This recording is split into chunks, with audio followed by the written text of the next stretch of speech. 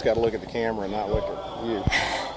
Gretchen Kirchman here for TheRide.com and Rodeo Roundup, and I am honored to get to interview Dan Stark, the VP of Corporate Marketing for Boyd Gaming, who is the only sponsor of the NFR that produces their own opening ceremonies, and we're getting ready to see Salute to the Military. So tell us what we're going to see tomorrow. Well, you're going to see lots of Marines, for one thing. Last year we did a salute to Pearl Harbor, 70th anniversary of Pearl Harbor, and I did something kind of unprecedented. Sean Davis let us do a band and no vocal accompaniment to the national anthem. I pitched that and they thought it was a good idea. It worked out real well. He called me early in the year, like January, and says, are you going to do that again? I said, well, I don't know. You didn't like it? And he says, oh, no, we loved it. So he says, do it again. So the Marines had hit me up to put their name in the hat to let them do it, and I said, okay, I'll work it out. 70th anniversary Guadalcanal. We have a Guadalcanal survivor, local gentleman, 92 years old, lives in Henderson, Nevada.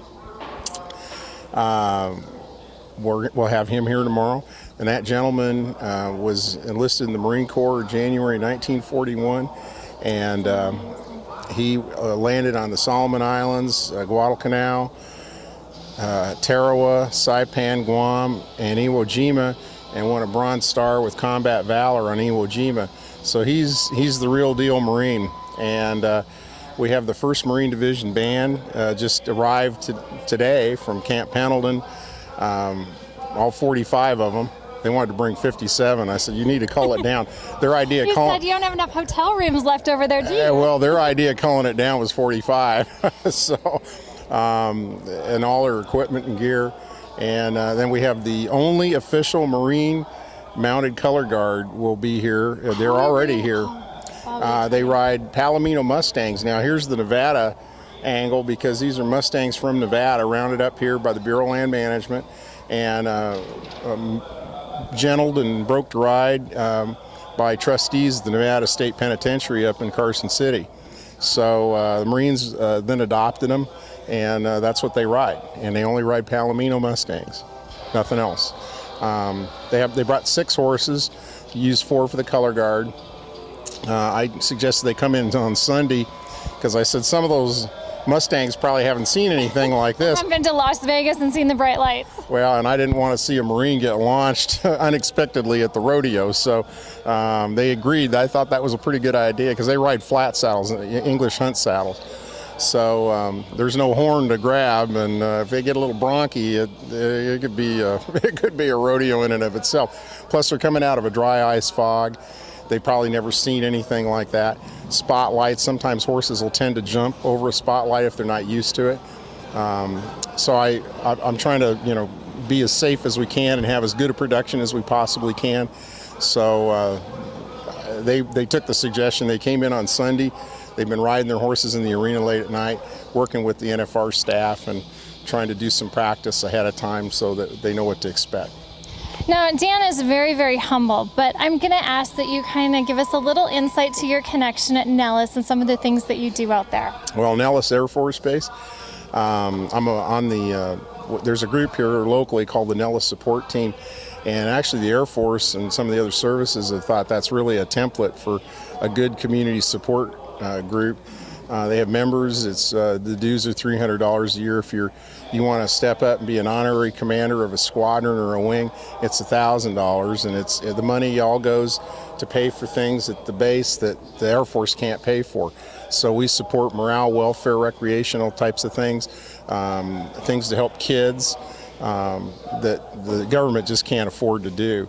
And I'm an honorary commander for the 58th Rescue Squadron, and it's only one of 4 active duty Air Force rescue squadrons, and the rest of them are all Guard and Reserve, and they're great guys. These guys train like Navy SEALs. In fact, they have a retired Master Chief from the Navy who's a master diver that handles all their scuba equipment and all their water equipment. They have boats and jet skis, and they jump out of airplanes and helicopters.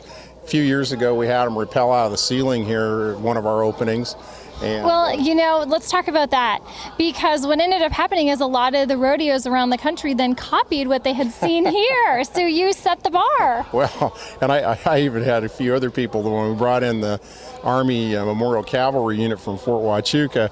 A couple of the other rodeos are going, well, hey, I think we ought to get those too, But you just, it's money and time and making sure that you make the ask in enough time ahead of time so they can schedule it. They have other obligations, and these people work, and they can't just do that. But it's a fun thing, and asking somebody to do the NFR, it's a Super Bowl rodeo. They think, wow, this is a home run. They're honored to do it and excited to do it. Well, it's just an honor to have you be able to produce the show, especially for our military men and women. Now, people coming out to the finals tomorrow, will they get that American flag handed out by Boyd Gaming? Yes, they will. We buy 15,000 flags every year. We realize there's some people that are not from the United States and might not want a flag, but sometimes you see the Canadians, they get these flags that are half a maple leaf and half stars and stripes. It's kind of cute. We'll have to see if Arnie Jackson, who I sit next to in the media room, has one of those. He needs one of those. I need one of those for him. Well, we do buy the flags and pass them out.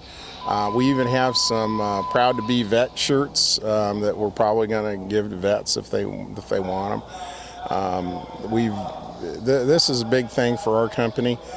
We feel real strongly about that. Nellis is an integral part of our community here, but in Creech Air Force Base, which is north of town, there's 2 Air Force bases in the area, and they train all the RPAs, remotely piloted aerial aircraft at Creech, and actually fly combat missions out of Creech. So we have joint basing opportunities. They have Army, Air Force. It's an Air Force base, obviously, but they have Army, Navy, and Marines, and even some Coast Guard occasionally that are going through the base. But in fact, there's a Navy commander that's going to be participating tomorrow night.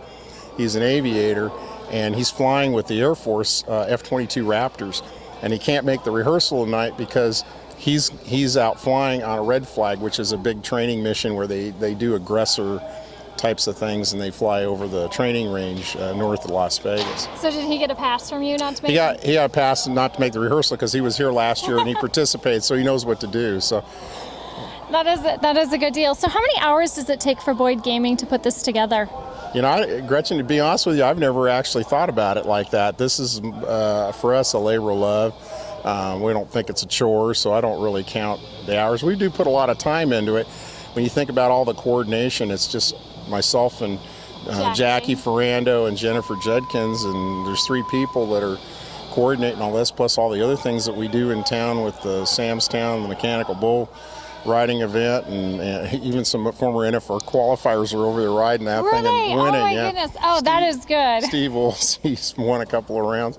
But then the Gold Coast with the Buck and Ball and the national finals tonight. There's a lot of moving parts that we have in town, and this is just one element of it. So we don't really think about how many hours, but we do put a lot of elbow grease. Plus, we do a lot of other things than just rodeo. We have NASCAR, and we have filming at our properties, and we do a lot of business-to-business relationship building throughout. Well, I was down here in April, and I saw you guys up at the Clark County Fair, and you guys were working up there promoting Boyd Gaming, so you're everywhere.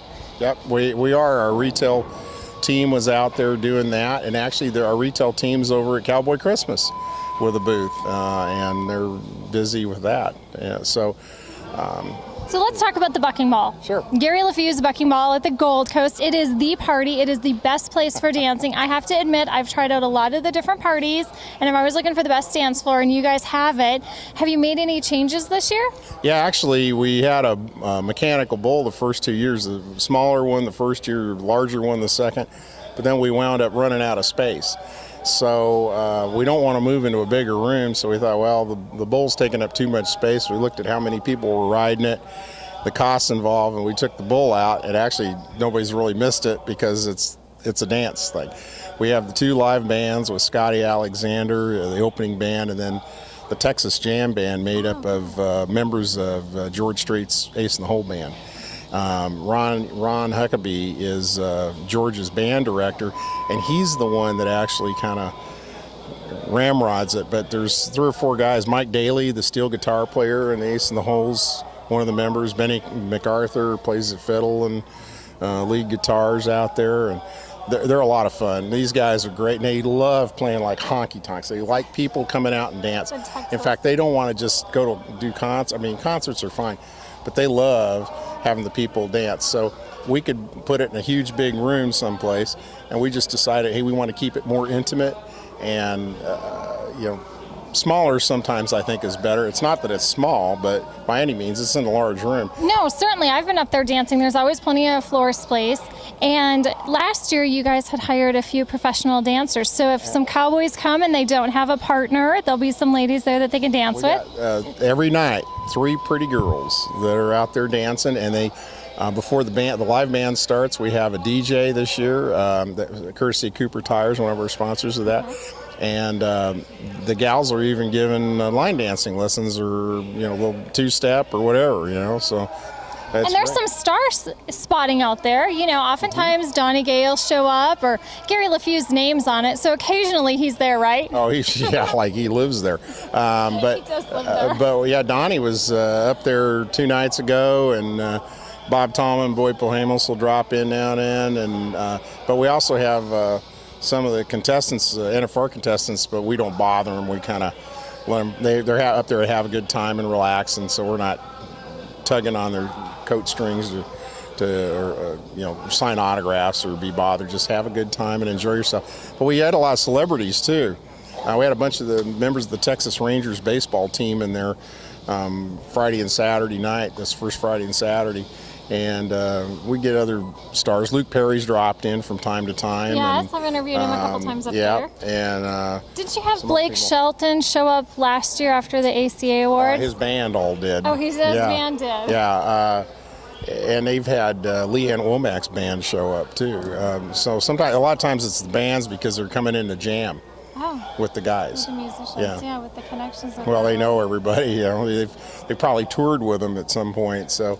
Well, Dan, thank you so much for everything that you do for the military. They are the backbone, and rodeo really appreciates them. And it's so nice that we've got the salute to the military brought to us by Boyd Gaming for the 7th go-round of the National Finals Rodeo. This is Gretchen Kirchman reporting for TheRide.com and Rodeo Roundup.